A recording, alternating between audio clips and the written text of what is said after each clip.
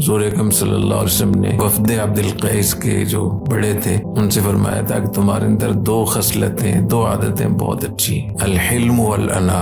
حلم کا معنی ہوتا ہے رد عمل دینا، کسی نے آپ کے خلاف کوئی بات کر دی، آپ کو ناگوار گزری تو حوصلہ کریں، برداشت کریں اور تحمل سے کام لیں، یہ معنی ہے حلم کا۔ انا کا معنی ہوتا ہے اقدام کرنا، اقدام کرنے میں سوچ سمجھ کے کام لینا، سوچ سمجھ کر اقدام کرنے کو انا کہتے ہیں، اور رد عمل دینے میں حوصلہ سے کام لینے کو حلم کہتے ہیں، الحلم والانا۔ تو بہت سارے طلباء جب دورہ حدیث میں یا حدیث سے پڑھ رہے ہوتے ہیں وہ پریشان ہوتے ہیں کہ حلم اور انا میں کیا فرق ہے۔ جواب سمجھ میں آیا؟ ایک کسی نے آپ کے ساتھ کوئی ایسا رویہ کیا ہے، کوئی ایسی بات کی ہے جو آپ کو ناگوار گزری ہے، اس وقت جو آپ حوصلے سے کام لیں گے، تحمل سے کام لیں گے، اسے کہیں گے حلم۔ اگر آپ کوئی کام کرنا چاہتے ہیں، کوئی اقدام کرنا چاہتے ہیں، اس میں اگر سوچ سمجھ کر اس کے عواقب اور نتائج کو دیکھ لیں، تحقیق کر لیں، اس کو کہتے ہیں انا۔